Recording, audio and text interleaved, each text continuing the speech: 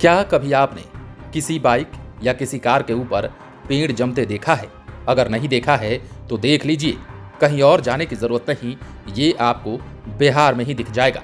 दरअसल बिहार के कई थानों में पड़ी गाड़ियों पर अब धूल जमने लगा है और उस पर पेड़ निकल आए हैं। बात अगर भागलपुर जिले की करें तो यहाँ के थाना और ओपी में करीब 3000 से ज्यादा बड़ी छोटी गाड़ियां जब्त है। अब इन वाहनों में 50% से अधिक वाहन ऐसे हैं जो नीलामी के लायक नहीं हैं।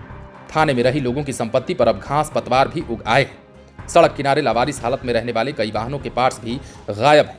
पिछले कई सालों से थाने में लगी वाहनों की नीलामी नहीं हुई है।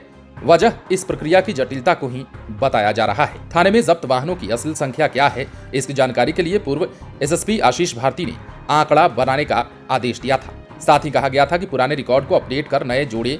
यह आदेश सभी थानेदार को दिया गया था। इसके बाद एसएसपी का तबादला हो गया। फिर इस आदेश का क्या हुआ, इसकी जानकारी देने वाला भी कोई नहीं बचा। थाने में रखी जब्त और लावारिस वाहनों को सुरक्षित रखने के लिए सेंट्रल यार्ड बनाने का प्रस्ताव दिया गया।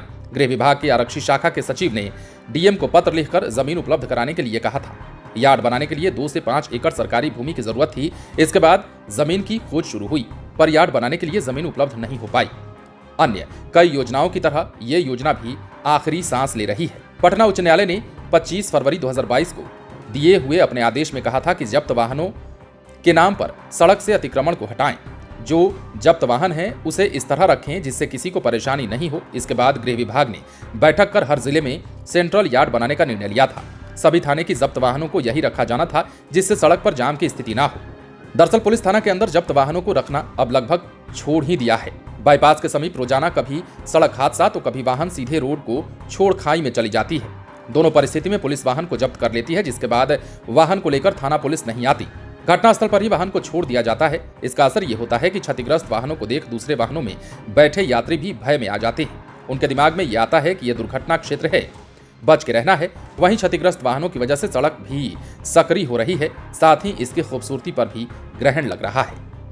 थाना में वाहनों को जब्त करने के बाद पुलिस धारा 102 के तहत अपने रिकॉर्ड में रखती है। नीलामी की शर्त अलग अलग मामलों में अलग अलग होती है। नीलामी लायक वाहनों की सूची केस नंबर के साथ साथ कोर्ट में जाकर दिया जाता है। इसके बाद कोर्ट के आदेश पर नीलामी हो सकती है। आदेश के बाद एसडीओ की अध्यक्षता में एक कमेटी बनती है, जिसके बाद ये प्रक्रिया शुरू हो जाती है। मालखाना प्रभार देने की प्रक्रिया काफी जटिल है। कभी कभी इसे पूरा करने में सालों लग जाते हैं। जब तक ये प्रक्रिया पूरी होती है थानेदार बदल जाते हैं। वहीं कई दारोगा थानेदार मालखाना का प्रभार लेने और देने में सस्पेंड तक हो चुके हैं। आपराधिक या दुर्घटना के मामले में जब्त वाहनों के केस को सुलझाने में सालों लग जाते हैं। जब तक केस चलता है तब तक केस से संबंधित वाहन को सबूत के रूप में रखना होता है। जांच खत्म होने के बाद ही वाहनों को नियमानुसार छोड़ा जा सकता है। तो वहीं नीलामी के अधिकारी से लेकर थानेदार तक रुचि नहीं लेते हैं। वजह यह प्रक्रिया जटिल होना बताया जाता है, लेकिन इस सब के बीच बिहार के लोगों की संपत्ति पर अब झाड़ और पतवार उगने लगे हैं, जिसे लेकर काफी चिंता जताई जा रही है। बने रहें लाइव सिटीज के साथ। यदि अब तक आपने हमारे चैनल को सब्सक्राइब नहीं किया है तो सब्सक्राइब कर लीजिए।